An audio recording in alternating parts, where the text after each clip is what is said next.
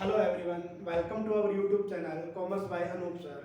आज का जो अपना टॉपिक है वो है measure of dispersion. Measure of dispersion में डिस्पर्जन क्या होता है? फैलाव।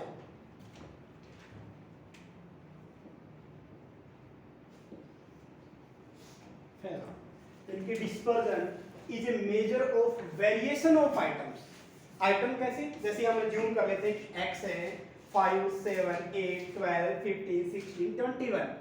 इनमें वेरिएशन कितना है? जैसे 5 और 21 में कितना हो गया, 5 और 7 में कितना है, 5 और 8 में कितना है। तो क्या है? Dispersion is a measure of variation of items, that is the extent to which the items vary from one another. यानी कि आइटम्स कौन सी? 5, 7, 8, 12, 15, 16, 21। ये आइटम्स है, ये वेरी करती है किससे? फ्रॉम वन अनदर, कि एक दूसरे से कितनी वेरी है, इनका डिफरेंस कितना है। जैसे 5 और 7 का डिफरेंस 2 है, 5 और 8 का डिफरेंस 3 है, 5 और 21 का डिफरेंस आपका 16 हो गया। ठीक है, तो ये डिफरेंस कितना है, ये वेरी कितनी करती है एक से एक दूसरे से। तो क्या होता है? The extent to which the items vary from one another, यानी कि वेरी कितनी करती है एक दूसरे से, and from the central value। central value means mean, जो हम मीन निकालते हैं 5, 7, 8, 12, 15, 16, 21। तो मीन का फॉर्मूला क्या होता है? Sigma x divide by n. यहाँ पर देखिए, जो मीन का अपना फॉर्मूला है sigma x divide by n. N कितना नंबर कितनी है? 1, 2, 3, 4, 5, 6, 7। तो एन हमारे पास यहाँ पर कितना है? 7। और सिग्मा एक्स अगर हम यहाँ लिखे तो ये कितना आ जाएगा? 84। तो मीन निकालते हैं तो 84 डिवाइड बाय 7, 12। यानी ये हमारे पास सेंट्रल वैल्यू आ गई। क्या आ गई? सेंट्रल वैल्यू बोलो या आप उसका मीन बोलो। तो ये क्या है? डिस्पर्जन क्या शो करता है हमें? वेरिएशन ऑफ आइटम्स, यानी कि इन आइटम्स में वेरिएशन या डिफरेंस कितना है वो हमें पता चलता है डिस्पर्जन की हेल्प से। लेकिन अगर हम नॉर्मल अर्थमेटिक मीन निकालते हैं तो उससे हमें सिर्फ ये पता चलता है कि मीन का बाकी आइटम से कितना डिफरेंस है, कितना वेरिएशन है। लेकिन अगर हम डिस्पर्जन के थ्रू निकालते हैं तो ये भी देखते हैं कि पहले आइटम का और आखिरी आइटम का डिफरेंस भी कितना है, उसकी रेंज क्या है। तो उसके आगे अलग अलग मेथड है, जैसे रेंज आपका एक मेथड है, quartile deviation, mean deviation, standard deviation, Lorenz करो। तो ये बहुत सारे मेथड हैं, यानी कि स्टार्टिंग और एंड का इन दोनों का डिफरेंस भी हमें इसमें पता चलता है कि फैलाव कितना है। जैसे अगर कुछ आइटम है, अगर हम ग्राफ से समझाएं तो ये है, ठीक है, तो इनका वेरिएशन क्या है? इन आइटम्स का कम है, तो यहाँ पर डिस्पर्जन क्या है? कम है। अगर मैं ऐसे लिखता हूं ग्राफ पे ये, तो ये क्या है? वेरिएशन ज्यादा है। तो यानी कि डिस्पर्जन क्या करता है? आपको वेरिएशन को बताता है कि आइटम्स के अंदर गैप कितना है। तो ये वेरिएशन किस किस के थ्रू? एक तो मीन का, यानी कि 12 को अगर हम इसका वेरिएशन करेंगे, इसका कंपैरिजन करेंगे 12 और 5, इन दोनों का अगर डिफरेंस है तो कितना है? 7। और इनका डिफरेंस है कितना है? 9। ठीक है, और अगर मैं इसका डिफरेंस निकालूं 12 तो 0। तो जहां पर जितना ज्यादा डिफरेंस होगा आपका वेरिएशन उतना ही ज्यादा होगा। और अगर वेरिएशन ज्यादा है इसका मतलब क्या है? रिलायबिलिटी कम है। तो डिस्पर्जन के थ्रू हम एक पूरी आइटम्स में वेरिएशन को फाइंड आउट करते हैं। वो फाइंड आउट करते हैं एक आइटम का दूसरी आइटम से वेरिएशन कितना है, एक आइटम का मीन से वेरिएशन कितना है। नेक्स्ट आता है ऑब्जेक्टिव, कि इससे क्या ऑब्जेक्टिव है, डिस्पर्जन हम क्यों यूज करते हैं। To determine the reliability of an average. अगर आइटम्स के अंदर या एवरेज जो है उसका अदर आइटम से गैप कितना है, यानी कि आप ये मानो कि अगर डिस्पर्जन ज्यादा है, यानी कि डिस्पर्जन की गैप ज्यादा है सेंट्रल वैल्यू का और आइटम्स का, तो इसका मतलब रिलायबिलिटी क्या होगी? कम। रिलायबिलिटी क्या होगी? कम होगी। तो ये हमें किससे पता चला? अगर आपने डिस्पर्जन निकाल लिया है तो उसकी हेल्प से हमें पता चला कि अगर गैप ज्यादा है तो इसका मतलब रिलायबिलिटी क्या होगी? कम होगी।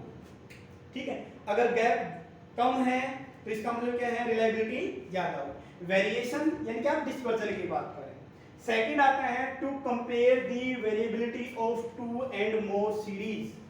देखिए डिस्पर्जन को हम दो तरीके से मेजर कर सकते हैं, एक होता है एब्सोल्यूट मेजर और एक होता है रिलेटिव मेजर। तो एब्सोल्यूट मेजर में तो हम सिर्फ एक ही सीरीज की जो आप बोल सकते हैं वेरिएबिलिटी चेक कर सकते हैं, लेकिन रिलेटिव मेजर में हम एक सीरीज का दूसरी सीरीज से कंपैरिजन कर सकते हैं। जैसे ये एक सीरीज दे दी 5 7 8 12 15 16 21, और वैसे ही एक सीरीज में x से यहाँ लिखा तो y से अलग से लिख दिया, तो उन दोनों से हम क्या कर सकते हैं, दोनों का मीन निकाल के उनका कंपैरिजन कर सकते हैं, दोनों का स्क्यूनेस निकाल के उनका कंपैरिजन कर सकते हैं। ठीक है, यानी कि to compare the variability of two and more series, dispersion की हेल्प से हम क्या कर सकते हैं, दो सीरीज का आपस में कंपैरिजन कर सकते हैं, उनको फिर चेक कर सकते हैं। थर्ड वन आता है, यानी कि अब ये देखिए वेरिएबिलिटी अगर दोनों सीरीज में ज्यादा है, यानी कि ये x है और एक y सीरीज है, इनके अंदर जो गैप है या वेरिएबिलिटी है, जो डिफरेंस है, जो डिस्पर्जन है वो ज्यादा है, तो इसका मतलब क्या है, उनका कंपैरिजन करना डिफिकल्ट होता है। अगर उनके अंदर वेरिएबिलिटी कम है तो हम उसका इजीली कंपैरिजन कर सकते हैं।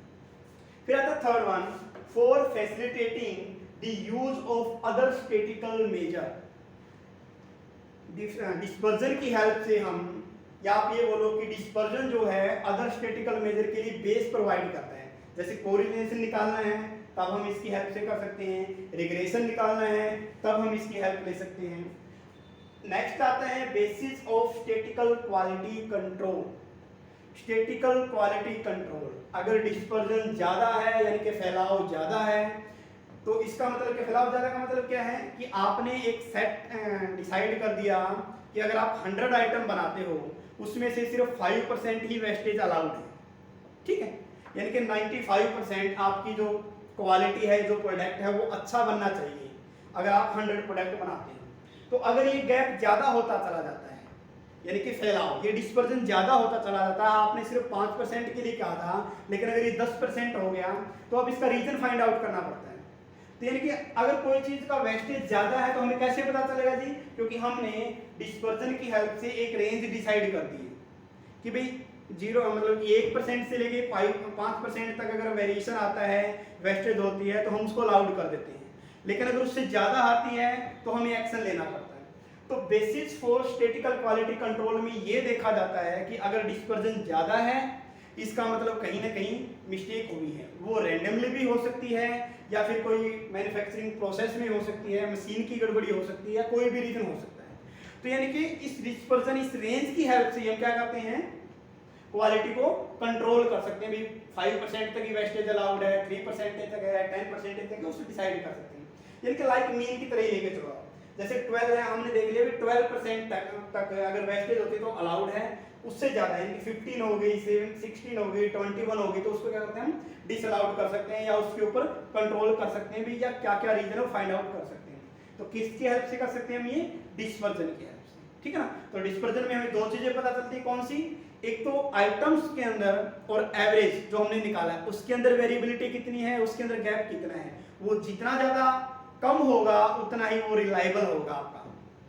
ठीक है, दूसरा क्या है, एक सीरीज का आप बोलो स्टार्टिंग का या एक आइटम का दूसरी आइटम से डिफरेंस कितना है, अगर वो कम है तो इसका मतलब आप उसको रिलायबल कर सकते हो। जैसे यहाँ पर देखिए, अगर यहाँ पर 5 7 5 7 ऐसे चलता रहता तो गैप होता 2 का ही, तो वो देख सकते हैं। लेकिन देखिए 5 और 21 में बहुत ज्यादा गैप हो गया, तो ये यहाँ की वेरिएबिलिटी ज्यादा है, डिस्पर्जन ज्यादा है। नेक्स्ट आता है मेजर ऑफ डिस्पर्जन में भी आइदर एब्सोल्यूट मेजर हो सकता है और एक रिलेटिव मेजर हो सकता है। अब क्या होता है एब्सोल्यूट मेजर में हमें क्या पता चलता है, it tell about the disparity in the formation of series, यानी कि ये हमें बताता है कि सीरीज का फॉर्मेशन कैसे हुआ, उसके अंदर डिस्पैरिटी या वेरिएबिलिटी कितनी है। जैसे 5 7 8 12 15 16 21, यानी कि फर्स्ट आइटम और लास्ट आइटम में गैप कितना ज्यादा है, तो ये हमें किससे पता चलता है, एब्सोल्यूट मेजर से। It express in the same unit, same unit means अगर 5 टन है तो 7 भी टन ही होगा, 8 भी टन ही होगा, 12 भी टन ही होगा। अगर 5 और मान लें कि ईयर की बात करें तो 5 ईयर 7 ईयर 8 ईयर 12 ईयर, यानी कि जिस फॉर्म में दिया गया आइटम सभी की सभी क्या होती है, सेम यूनिट होती है, तो इसका जो आंसर आता है वो भी ईयर में ही आएगा। ठीक है ना, तो ये हमें किस में पता चलता है, एब्सोल्यूट मेजर में। तो it express in the same unit in which data of the series are act, यानी कि इसका थ्रू हमें आंसर पता चलेगा कि अगर ये ईयर में है तो आंसर भी आपका ईयर में ही आएगा, अगर ये केजी में दे रखे हैं तो आंसर भी आपका केजी में ही आएगा। तो देखिए रुपीज में है तो आंसर भी रुपीज में, टन में दे रखे आइटम तो आंसर भी टन में, और ईयर है तो आंसर भी आपका ईयर में आता है। नेक्स्ट वन आता है रिलेटिव मेजर। अब इसकी हेल्प से हम कंपैरिजन नहीं कर सकते, लेकिन अगर रिलेटिव मेजर है तो उसकी हेल्प से हम कंपैरिजन कर सकते हैं। क्यों नहीं कर सकते? क्योंकि मान लें कि एक सीरीज दे रखी है आपकी एक्स वाली दे रखी है, ये लिख देता हूं मैं, मान लें कि ये दे रखी है आपकी टन, ठीक है, और एक सीरीज है वाई, मैं लिख देता हूं यहां पर 8 10 12 या फिर 18 ऐसे, और ये मैंने लिख दिया केजी में। तो एब्सोल्यूट मेजर के थ्रू तो इसको हम कंपैरिजन कर ही नहीं सकते। क्यों?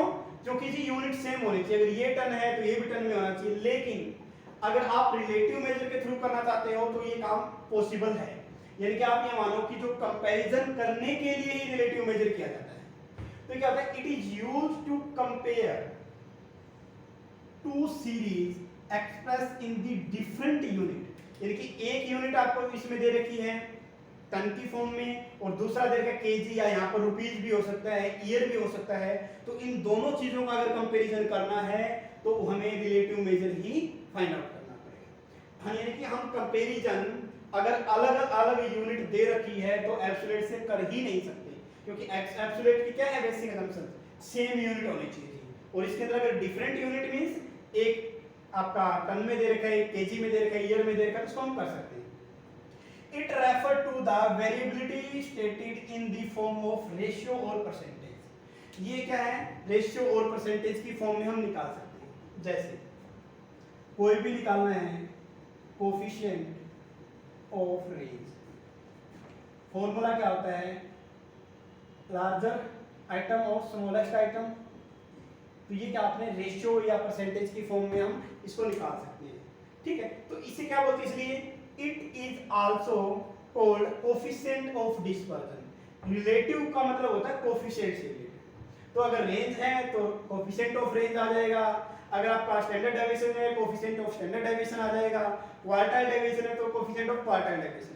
यानी कि जहां पर आप कंपैरिजन करते हैं, यानी कि इसका कंपैरिजन किया larger limit larger item minus smaller item का, अगर उसको डिफरेंस करते हैं उनका और उन दोनों को ऐड करते हैं उनका, अगर हमें कंपैरिजन करना है तो इससे कर पाएंगे, रिलेटिव मेजर से कर पाएंगे। तो it is independent of unit of measurement. तो यहां से क्वेश्चन बनने के चांस है कि ये पूछा जा सकता है कि भाई ये बताइए कि जो मेजर ऑफ डिस्पर्जन है एब्सोल्यूट या रिलेटिव, उसमें से इंडिपेंडेंट ऑफ यूनिट कौन सा है, यानी कि यूनिट पर डिपेंड कौन सा नहीं है।